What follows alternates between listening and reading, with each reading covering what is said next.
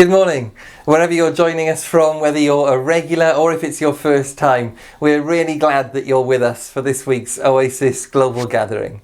Just in case it is your first time, I'm Nathan Jones, and along with Steve Chalk, who you'll see later, we're the ministers of Oasis Church Waterloo.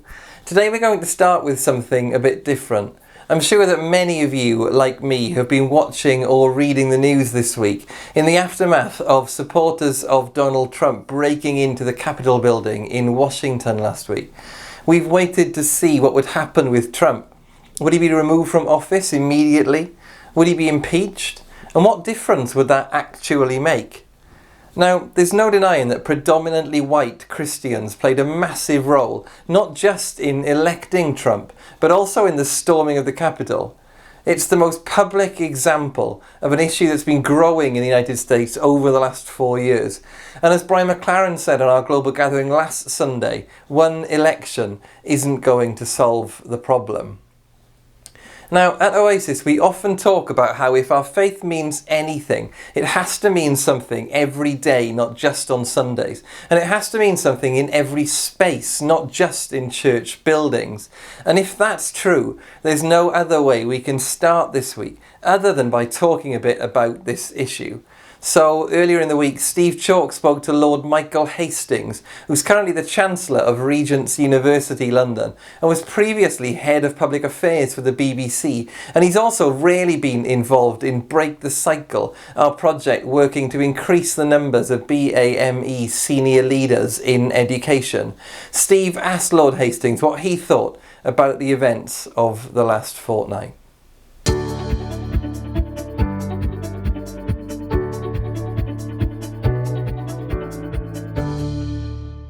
One of the things that I hear a lot is that what happened last week was not America. That was not America's people. That is not America's way of doing democracy. The first time since the foundation of the United States that a Confederate flag has flown in the Capitol, as in dragged along by someone. That's not America. The way in which people stormed the building, that's not America's way. I think there's an element of truth that what we witnessed was that the very big handful of however many tens of thousands carrying an almost like a biologically inducted mantra, which had been embedded into their brains to tell them that they must resist the democratic process and the standard form of constitutional arrangement. So if that's not America, what was it? What's astonished me is that rather than facing up to that question that you've posed, what is America and is this America, the story now has become about the demise of Trump. I guess the story and the events that have happened uncover deeper, more ugly truths than that. They definitely do, because what we can't avoid is that in the US election on November the 6th, 75 million people, 6 million more than the last time, chose to vote for President Trump. Many more women, many more Hispanics, many more African Americans. So clearly it is not an easily dismissible reality that there is a fact of belief, but more of fantasy out there, that what Donald Trump has represented is some kind of new era of great imperial power. Now, the really important question that all of us have to face up to is, how come people believe that? How come all of a sudden they can be transformed from college-educated, semi-rational individuals into extremists who then not only take to the streets, but believe bizarre, unproven and unprovable non-realities? How does that happen?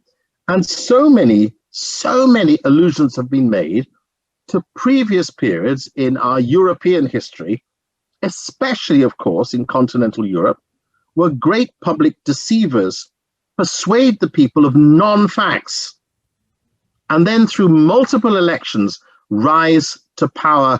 The Third Reich, a perfect example.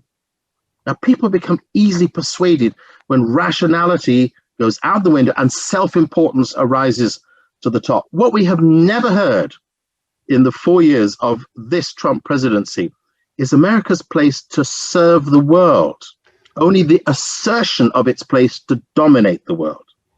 People have also said that the way in which the security forces dealt with the demonstrators, the mob, as they surrounded the Capitol building and broke into the Capitol building, is a commentary on the Black Lives Matter movement and the way in which that's still not been taken up into the fabric of what the States is. That is abundantly true, because what you've just highlighted, Steve, is that there is this uncomfortable, really hard fact reality that at the core of America's racism fight with itself is not just the continuing legacy of an electoral college system created way back over 220 years ago in order to cope with slave-free states. Why do we still have an electoral college now, apportioning votes in ways similar to disadvantage the slaves? So that the remnant hangs on into 2020 to 2021, but also the appalling disadvantages faced mainly by African American, Black American people by state misadventure. In other words, the power of the police, the civil authorities, the protective authorities to take life and to get away with it. Now, one of the uncomfortable moments of 2021 is going to be the trial of the policeman responsible primarily for the killing of George Floyd, the man who held his knee on his neck for 8 minutes and 46 seconds. There is some doubt, even in the prosecutor's mind, that they can secure a murder conviction, because, of course, the police themselves are defending one of their own and have paid the bail of this particular man to be set free, whilst the family of George Floyd are left with no return other than disorder, distress, fear, and the great worry of what happens next and the loss of a precious member of their family. This unequal, distorted, non-truth society, which doesn't deal with that stench of racist disgust and disorder, allows this continuing inappropriate imbalance of how Black people were treated in Washington, and Black people were treated in Oregon, and Black people were treated in the southern states when they protested, compared to the open door that a white mob got to part of the Capitol building, not resisted. So this is clearly in the psyche of the society, and it's going to require great people, white and Black, Asian, and from whatever part of the world, Hispanic and otherwise, to come together on what is clearly now evidently the worst aspect of an unjust and unequal society. And we can't fix it, and we know this, we can't fix it if we don't get into the economic equity options, which are fundamental to justice and freedom. It's not just about better courts and responsible and ethical policing. It's also about the right to own and to empower. And those give equity of opportunity alongside education.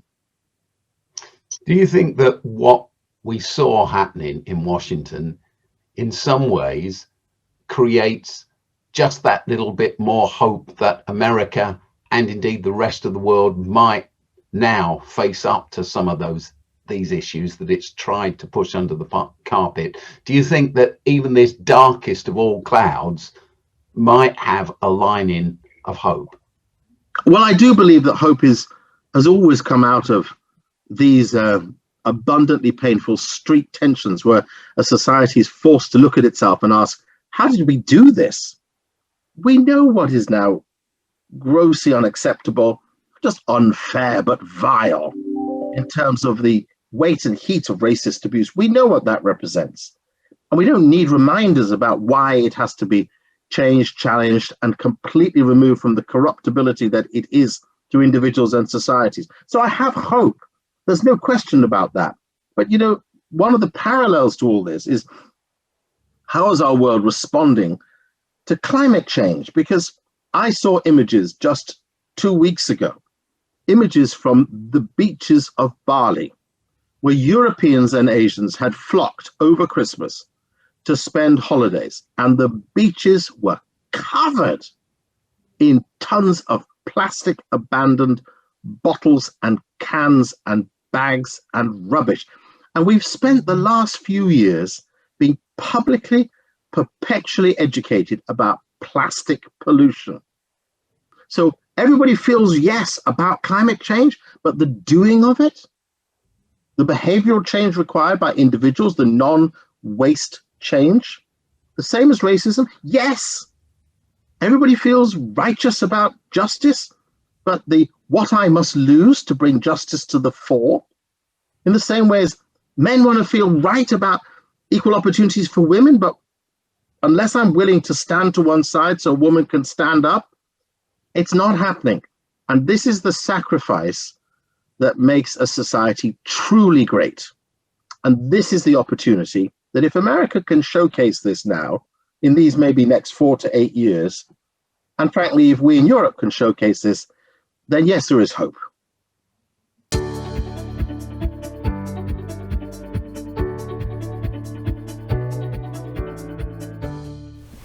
Thanks, Michael and Steve. A hugely important topic, and one which doesn't just have an impact in the US. Wherever we live, we all have a role to play in ensuring equality and ensuring justice for all.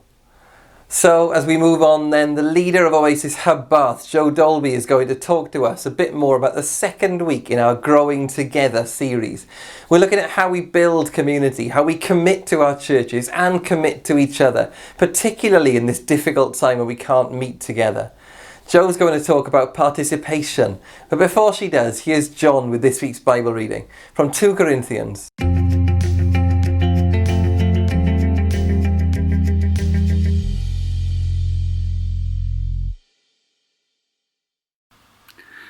This is 2 Corinthians chapter 5, verses 17 to 20.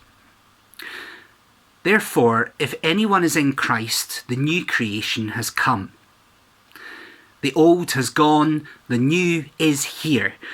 All this is from God, who reconciled us to himself through Christ and gave us the ministry of reconciliation.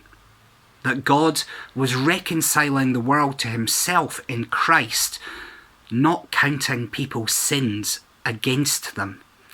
And he has committed to us the message of reconciliation. We are therefore Christ's ambassadors, as though God were making his appeal through us. We implore you on Christ's behalf. Be reconciled to God.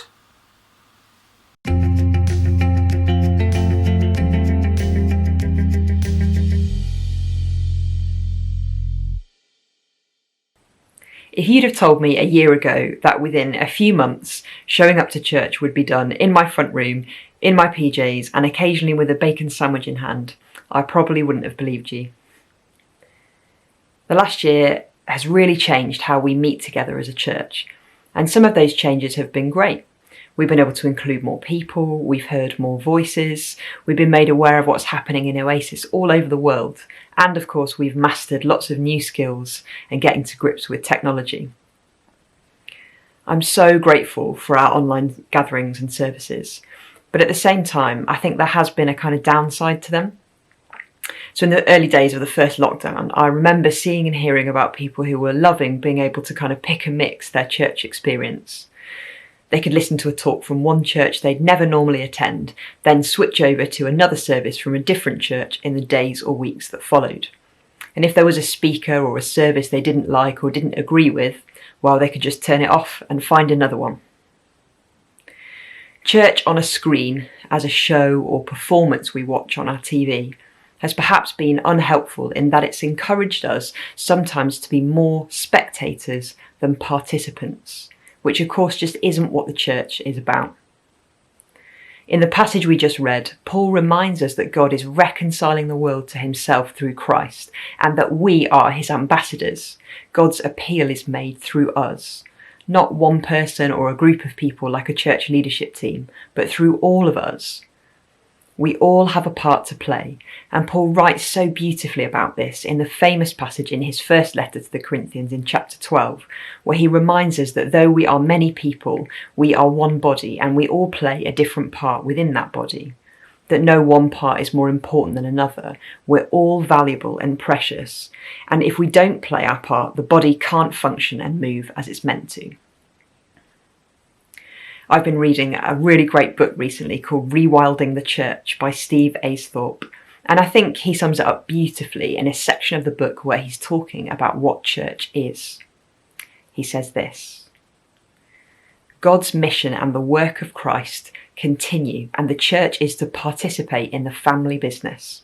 To follow Jesus is to be both an apprentice and an accomplice. We are fashioned and gifted for our particular involvement. We are collaborators with him in the work of redeeming creation. Each member of the body, equipped and being shaped by God, brings a unique and crucial contribution to this shared task. I love that idea of participating in the family business. God welcomes us into the family and allows us to play a part in what he's doing in the world. What a privilege. And in that participation, we learn as an apprentice and partner with him as an accomplice. Wow. It's important we remember that participation is at the very heart of who God is. He isn't an aloof, distant God who stays far away from us. In fact, he chose to come to earth as a baby and live life as a human being. The incarnation is proof of God's participation in his creation, and as we're made in his image, we are called to do the same, to participate in what God has made. My mum is an amazing cook, and when I was little, one year in the approach to Christmas, she let me help with making the Christmas cake. And I remember feeling like I'd be a big help to her as I joined in, but it didn't exactly go to plan. The mixture was so thick and sticky that I struggled with my little hands and child-level strength to stir it. The spoon became stuck in a particularly sticky part of the mixture, and with all my strength I tried to move it. The spoon suddenly moved, flicking sticky cake mixture all over me, all over the table, and all up the wall and on the ceiling in the kitchen. Maybe I wasn't so helpful after all. Did my mum ask me to participate in that activity because it helped her? Clearly not. She was quite capable of doing it by herself. But what else did it do? Well, we laughed a lot as we kind of peeled the cake mixture off me and off the ceiling. We spent time together. I felt seen, valued, and important as I helped her. I learnt that cake mixture is hard to stir. I learnt how to make a Christmas cake. It helped our relationship. It helped me learn. It made me feel loved and known and valued. Sometimes I think God asks us to participate not because he needs it or because it helps him, but because it helps us. And weirdly, sometimes participation is the very thing that leads us to getting everything we hope for from being part of a church community. We are seen, we're known, we belong. We learn, we grow, and we're challenged. We have a specific role to play, and that role is needed. We're part of something bigger than ourselves that's making a difference in the world. None of that comes through being a spectator. It only comes through being a participant. I think sometimes I can make excuses about not participating, saying we're too busy or too tired or not skilled enough. But I do wonder whether sometimes we don't participate because actually it makes us vulnerable. It means taking risks. I love this quote from Scott the Painter from one of his Instagram posts in December. Incarnation is the process of becoming seen. To be seen is to allow yourself to be known. To be known is to risk being loved or not.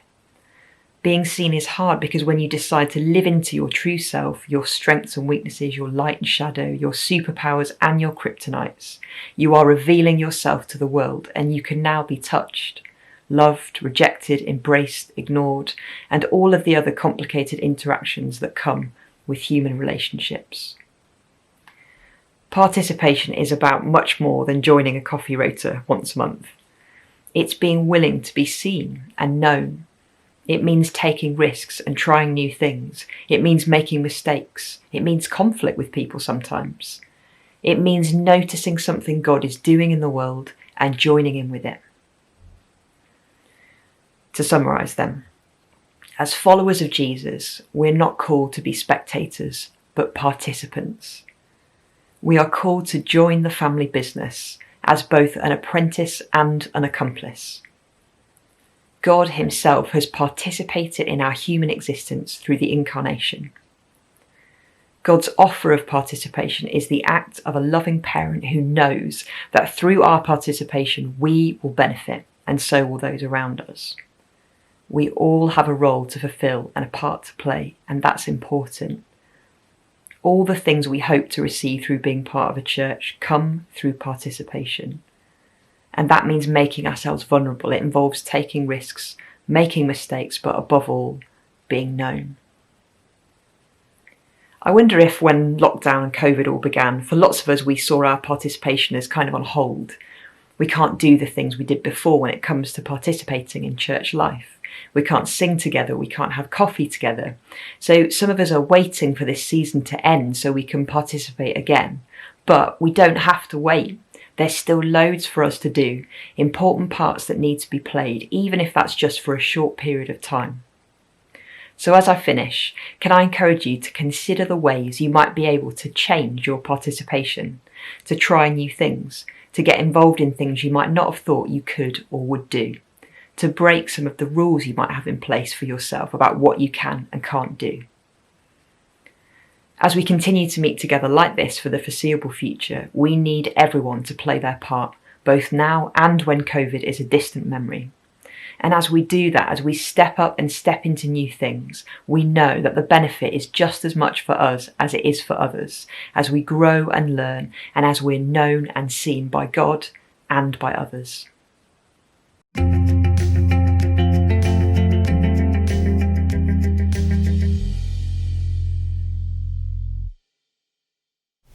Thanks, Jo.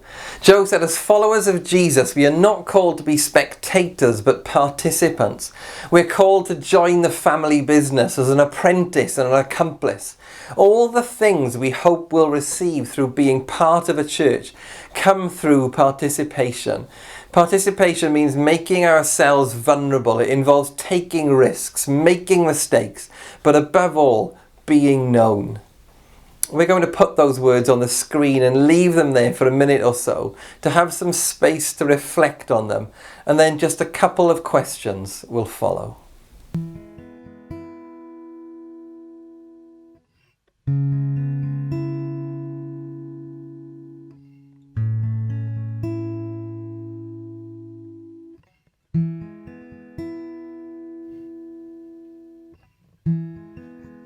In what ways have I been a participant or a spectator over the last year?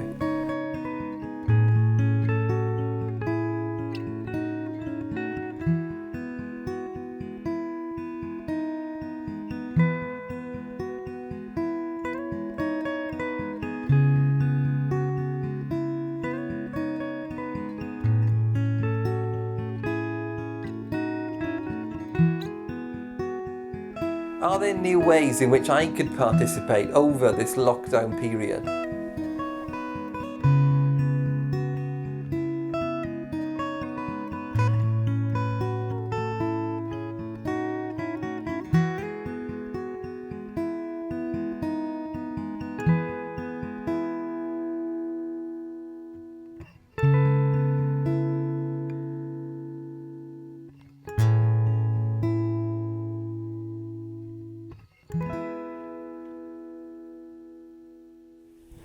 Well, that's almost it for this week. If you've had any thoughts about ways in which you could participate, or ideas of new things that we could do to help us all feel closer together despite the lockdown, then please do write them in the comments. Before we end, I thought I'd remind you of a couple of ways in which you might like to participate with us. Firstly, as we announced last week, on Thursday the 25th of February, we're starting a Zoom book club to look at Brian McLaren's great new book called Faith After Doubt. We'll be meeting online for 6 weeks, and on the last of those, Brian will join us to respond to any questions that we might have. We're really excited about this. If you're not aware of who Brian is, he's been a friend of Oasis for a long time and has written some hugely influential books encouraging us to explore our faith more deeply and in new ways. And the new book does that again. If you'd like to join the book club, get in touch with me or email welcome@oasiswaterloo.org. Brian's also very kindly given us a discount off the book. So if you follow the link on the screen and use the code OasisChurch21 at the checkout, you'll get £3 off. Secondly, we have a fantastic job going at the moment in Waterloo. We're looking for an advice centre coordinator to work alongside Rebecca Gibson and help to run our food bank, our debt advice, our benefits advice, and to help us to start a new immigration advice service.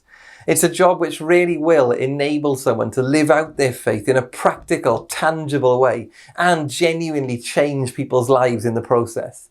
If you're interested, or if you know somebody who would be, please go to the address on the screen. But be quick because the closing date is on Tuesday. So that's it for this week. We're going to end by listening to a song called Rise, which we recorded last October during Black History Month.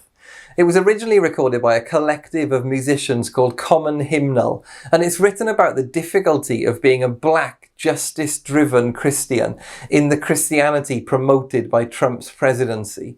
But despite those difficulties, the song offers us some real hope for the future. It felt fitting to sing it again today. Thanks for being with us. Stay safe, and see you next Sunday. God bless you.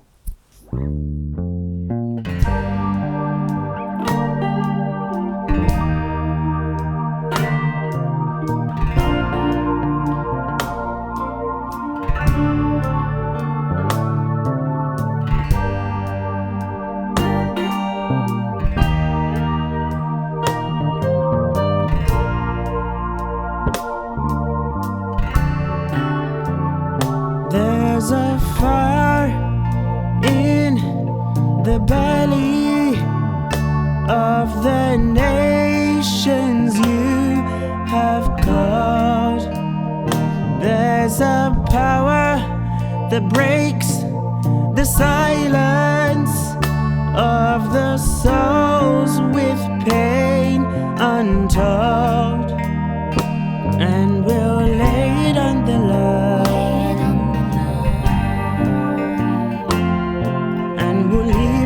Behind, Lord, let us rise, rise, rise, rise like you rose from the grave, and we'll shine, shine, shine, shine, shine like the stars in the sky, reflecting your love. We'll walk through the light of the sun.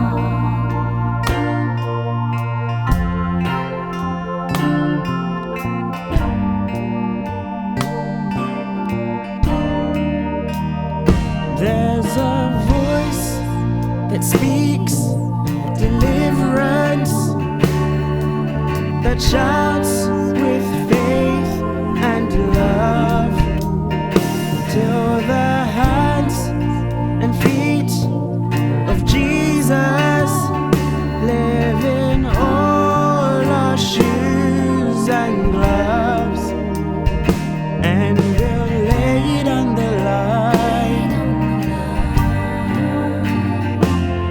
and we'll leave it all behind. Let us rise, rise, rise, rise like you rose from the grave, and we'll shine, shine, shine, shine like the stars in the sky, reflecting your love. We'll walk through the light of the sun.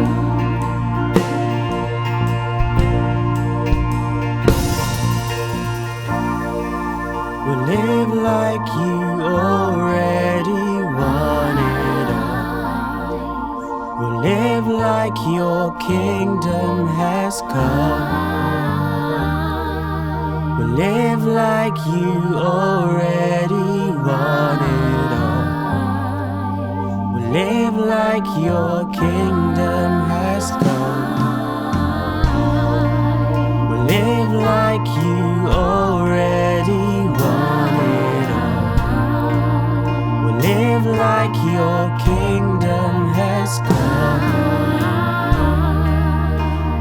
live like you already wanted us. We'll live like your kingdom. Lord, let us rise. Rise. Rise.